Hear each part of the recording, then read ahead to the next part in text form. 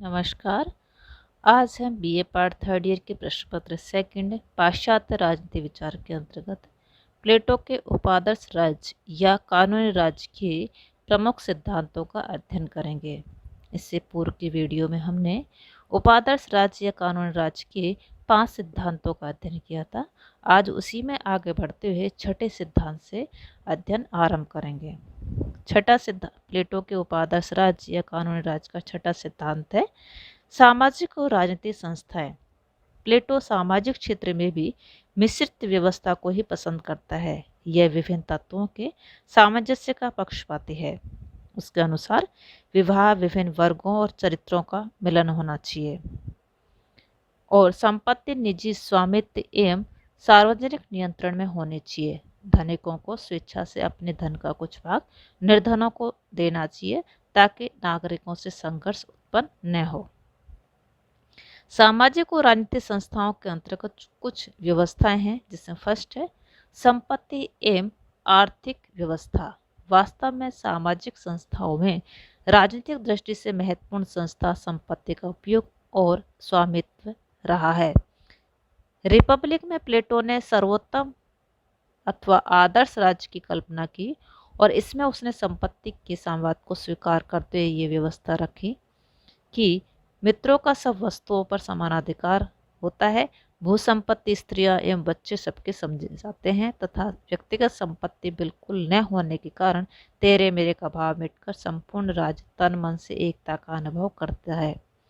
लेकिन लॉज में मानवीय दुर्बलता को ध्यान में रखते हुए प्लेटो अपने आदर्श या द्वितीय श्रेष्ठ राज्य में व्यक्तिगत संपत्ति और परिवार दोनों की अनुमति दे देता है।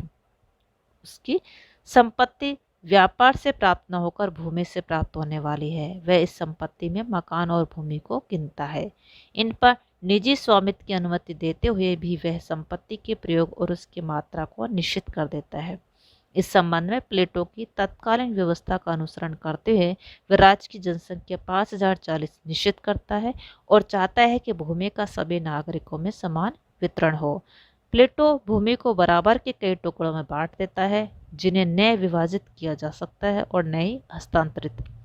भूमि की पैदावार सार्वजनिक भोजनालय में पंचायती ढंग से काम में लाई जाती है। इस प्रकार भूमिगत संपत्ति का सामाजिकरण हो जाता है। नेक्स्ट व्यवस्था है श्रम विभाजन। प्लेटो ने रिपब्लिक में श्रम विभाजन के सिद्धांत को संपूर्ण समाज का मूल सिद्धांत ठहराया था। लॉज में वर्णित सामाजिक व्यवस्था के विश्लेषणों से पता चलता है कि उसने इस सिद्धांत को छोड़ा नहीं। श्रम का नवीन विभाजन पूर्व की अपेक्षा अधिक विस्तृत है।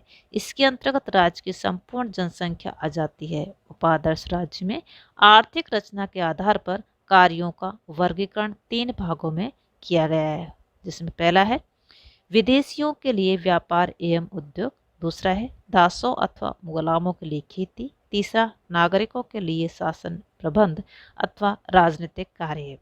इस प्रकार श्रम विभाजन सारी जनसंख्या पर विस्तृत होने के साथ साथ वर्जनशील भी है। तीसरी व्यवस्था है सरकार का संचालन। प्लेटो राज्य में सर्वोच्चता सरकार को न देकर कानून को देता है। उसके अनुसार सभी राजनीतिक संस्थाएं कानून के अधीन हैं। वह राज्य की शासन पद्धति के बारे में निम्नलिखित व्यवस्थाएं करता है। फर्स्ट है साधारण सभा। राज्य का शासन चलाने के लिए एक लोकप्रिय साधारण सभा होगी। राज्य में सभी नागरिक इसके सदस्य होंगे। सभा की बैठक वर्ष में कम से कम एक बार अवश्य होगी। इसका प्रमुख कार्य राज्य की अन्य संस्थाओं के सदस्यों को चुनना। यह सभा कानूनों में परिवर्तन एवं न्याय का कार्य भी करेगी। दूसरा है सलाहकार बोर्ड। राज्य में एक सलाहकार बोर्ड भी होगा। इसके सदस्यों की संख्या 37 होगी, जिनका चुनाव साधारण सभा करेगी। तीसरी है प्रशासनिक परिषद। राज्य में सलाहकार बोर्ड के आदेशों को क्रियान्वित रूप देने वाली और वास्तविक रूप में शासन करने वाली एक अन्य संस्था प्रशासनिक परिषद होगी। इसके 360 सदस्य होंगे। इसमें संपत्ति के आधार पर 4, 3, 2 या एक भूखंड रखने वाले निश्चित 4 वर्गों में से प्रत्येक वर्ग से प्रतिवर्ष 90 सदस्य चुने जाएंगे। इन विभिन्न वर्गों के सदस्य अलग अलग तरीकों से निर्वाचित होंगे। प्रशासनिक परिषद के प्रमुख कार्य निर्धारित किए गए हैं। जैसे पहले 2 वर्गों में स्थानीय एवं बाजार की देखभाल करने वाले अधिकारियों की नियुक्ति। दूसरा कार्य सैनिक वर्ग द्वारा 3 सेनापतियों का चुनाव। तीसरा कार्य है राज्य को हानि पहुंचाने वाले व्यक्तियों के विरुद्ध मुकदमा सुनना। चौथा है यदि कोई कानून बदलने की आवश्यकता हो तो सहमति देना। पांचवा कार्य विदेशियों को सामान्य निर्धारित अवधि अर्थात 20 वर्ष से भी अधिक रहने की अनुमति देना। शासन की सुविधा की दृष्टि से प्रशासनिक परिषद 12 भागों में विभक्त होगी और इसका प्रत्येक भाग एथेंस की तरह 1 महीने के लिए शासन करेगा। प्रशासनिक परिषद का कार्यकाल 20 वर्ष होगा। इसका अध्यक्ष शिक्षा विभाग का अध्यक्ष भी होगा। उसका निर्वाचन 5 वर्ष के लिए किया जाएगा। उपरोक्त प्रशासनिक संस्थाओं के अतिरिक्त प्लेटो ने स्थानीय शासन के लिए अनेक संस्थाओं, पदाधिकारियों और उनके कार्यों का भी उल्लेख किया है। नेक्स्ट व्यवस्था है न्याय का प्रशासन। प्लेटो उपादर्श राज्य में न्याय प्रशासन के लिए 4 प्रकार के न्यायालयों का वर्णन करता है। पहला है स्थायी पंचायती न्यायालय। ये न्यायालय आपसी झगड़ों का निपटारा करेंगे। दूसरा है क्षेत्रीय न्यायालय। राज्य के 12 क्षेत्रों के लिए क्षेत्रीय न्यायालयों में से चुने जाने वाले ये न्यायालय अपने अपने क्षेत्र के निवासियों के लिए व्यक्तिगत झगड़ों का फैसला करेंगे। तीसरा विशेष चुने हुए न्यायाधीशों का न्यायालय। इसके न्यायाधीश प्रशासनिक अधिकारियों द्वारा चुने जाएंगे। ये संपूर्ण राज्य के व्यक्तिगत झगड़ों के बारे में फैसला कर सकेंगे। चौथा है संपूर्ण जनता का न्यायालय। साधारण सभा स्वयं इस न्यायालय का कार्य करेगी। राज्य के प्रमुख तथा राज्य संबंधी सभी झगड़ों का अंतिम निर्णय यही होगा। नेक्स्ट है स्थानीय शासन। अपने 5040 की जनसंख्या वाले राज्य में प्लेटो स्थानीय शासन की व्यवस्था करते हुए बताता है कि नगरों में 2 प्रकार के अधिकारी होंगे, नगर निरीक्षक और बाजार निरीक्षक। गांव के लिए, देहातों के लिए वहां के लोगों द्वारा 2 वर्ष के लिए चुने हुए ग्रामीण इंस्पेक्टर होंगे। 7वां सिद्धांत है विवाह तथा परिवार विषय संबंधी। रिपब्लिक की भांति लॉज में भी यह स्वीकार किया गया है कि स्त्री एवं पुरुषों को समान शिक्षा पाने एवं समस्त कार्य करने का अधिकार होना चाहिए, किंतु इस ग्रंथ में रिपब्लिक के स्त्रियों के संवाद को समाप्त कर दिया गया है। वह इस विचार को त्याग देता है कि स्त्रियां सबकी संपत्ति होनी चाहिए। प्लेटो स्त्रियों को घर की 4 दीवारी और पर्दे से बाहर निकालकर उनको राज्य के उन सभी पदों पर नियुक्त किए जाने का समर्थन करता है जिनका संबंध विवाह संबंधी प्रश्नों और स्त्रियों के जीवन से है। वह कहता है कि स्त्रियों को पुरुषों की भांति शासन संचालन, युद्ध और घुड़सवारी करना भी सिखाया जाना चाहिए ताकि मौका आने पर वो भी पुरुषों की भांति युद्ध में भाग ले सकें और राष्ट्रीय सेवा में अपना कार्य कर सकें।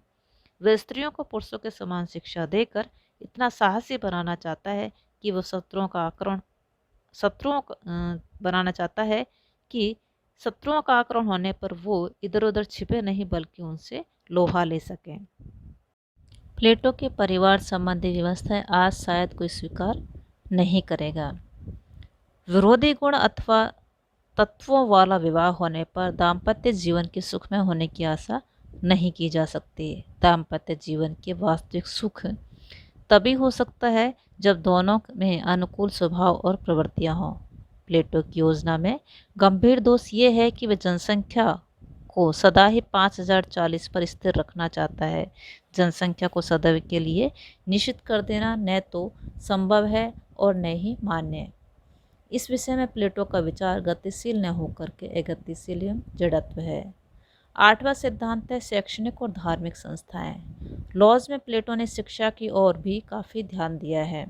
पाठ्यक्रम की सामान्य रूपरेखा रिपब्लिक की भांति है। सेबाइन की कथानुसार पाठ्यक्रम में संगीत और व्यायाम को महत्व दिया गया है। प्लेटो के कवियों पर भी अभी भी विश्वास नहीं है। वह साहित्य और कला पर कठोर प्रतिबंध लाने के पक्ष में है। वह स्त्रियों को पुरुषों के समान शिक्षा प्राप्त करने का अधिकार देता है। समस्त नागरिकों के लिए शिक्षा अनिवार्य है। लॉज में प्लेटो ने ज़्यादा ध्यान शिक्षा के संगठन की ओर दिया है। प्लेटो ने लॉज में धर्म और राज्य के संबंध का चित्रण किया है। वह धर्म को संस्थागत रूप देना चाहता है। जहाँ रिपब्लिक में धर्म की अत्यंत संक्षिप्त चर्चा की गई है, वहाँ लॉज की 10वीं पुस्तक में प्लेटो ने धार्मिक विधि का विस्तार पूर्वक वर्णन किया है। वह शिक्षा की भांति धर्म को भी राज्य के नियंत्रण में रखना चाहता है। वह धार्मिक कर्मकांडों का राज्य की देखभाल में होना अनिवार्य मानता है। उसने कहा है कि नागरिकों को किसी प्रकार के व्यक्तिगत धार्मिक उत्सव नहीं करने चाहिए। धार्मिक उत्सवों को सार्वजनिक मंदिरों अथवा देवालयों में अधिकृत पुरोहित द्वारा किया जाना चाहिए। सेबाइन के कथानुसार प्लेटो की इस विचारधारा के दो कारण हैं। पहला, प्लेटो धर्म के कुछ अव्यवस्थित रूपों को पसंद नहीं करता था। दूसरा, प्लेटो का विचार था कि यदि नागरिकों का व्यक्तिगत धर्म होगा तो वह उन्हें राज्य की निष्ठा से विरक्त कर देगा। प्लेटो की धार्मिक विचारधारा जटिल न होकर सुगम है। वह नास्तिकता का निषेध करता है। उसने नास्तिकता के 3 भेद बताए हैं। पहला, देवताओं के अस्तित्व में अविश्वास। दूसरा, यह धारणा कि देवता मानव आचरण से संबंध नहीं रखते। तीसरा, यह धारणा कि यदि कोई पाप किया जाए तो उसका आसानी से प्रायश्चित हो सकता है। प्लेटो नास्तिकता के लिए दंड की व्यवस्था रखता है। इस अपराध के लिए वह कारावास और कुछ अवस्थाओं में प्राणदंड तक का समर्थन करता है। प्लेटो की यह व्यवस्था निश्चय ही सराहनीय नहीं है। नेक्स्ट है प्लेटो के उपादर्श राज्य कानूनी राज्य या लॉज का मूल्यांकन अथवा देन, जिसमें प्रमुख बिंदु इस प्रकार हैं। फर्स्ट, प्लेटो का शिष्य अरस्तु लॉज से अत्यधिक प्रभावित हुआ। उसने कानून की प्रभुसत्ता, मिश्रित संविधान, राज्य के विकास, कृषि, व्यापार तथा शिक्षा पद्धति के संबंध में लॉज की व्यवस्थाओं का अनुसरण किया या इनसे प्रेरणा ली है। सेकंड नंबर, प्लेटो ने अपने उपादर्श राज्य में विभाजित राजसत्ता के सिद्धांत का प्रतिपादन किया है। उसके अनुसार राजसत्ता यदि एक हाथ में केंद्रित होगी तो उत्तम शासन की स्थापना नहीं हो सकती। अतः राजसत्ता का विभाजन वांछित है। यह लोकतंत्र एवं राजतंत्र के मिश्रित सिद्धांतों को लेकर मिश्रित संविधान का समर्थन करता है, इसलिए उसे आधुनिक संविधानवाद का पिता कहा जाता है। मॉन्टेस्क्यू का शक्ति विभाजन का सिद्धांत भी इसी पर आधारित है। उपादर्श राज्य में शिक्षा की विशद योजना प्रस्तुत की गई है और शिक्षा को राज्य द्वारा संचालित माना गया है। प्लेटो एक अनिवार्य तथा सामान्य शिक्षा का रूप प्रस्तुत करता है। वर्तमान काल में लगभग सभी सरकारें शिक्षा को राज्य का दायित्व कर्तव्य मानती है। चौथा है, प्लेटो ने उपादर्श राज्य में बताया है कि बाट एवं तोल का स्तर एक जैसा होना चाहिए, एक होना चाहिए। वर्तमान में सभी आवश्यक मानते हैं कि राज्यों में एक बाट व तोल हो। नेक्स्ट बिंदु है, प्लेटो ने उपादर्श राज्य में ईश्वरवादी आस्तिक विचारों का प्रतिपादन किया है। इन विचारों का ईसाईयत के आरंभिक प्रवर्तकों पर बड़ा प्रभाव पड़ा। प्लेटो ने धर्म के बारे में विशेष दृष्टिकोण रखा है। उसमें धर्म की महत्वता को भी शिक्षा की बातें महत्व दिया है। यह दृष्टिकोण मनुष्यों को उदार वृत्ति और सदाचार अपनाने की प्रेरणा देता है। आज के लिए इतना ही। थैंक्स।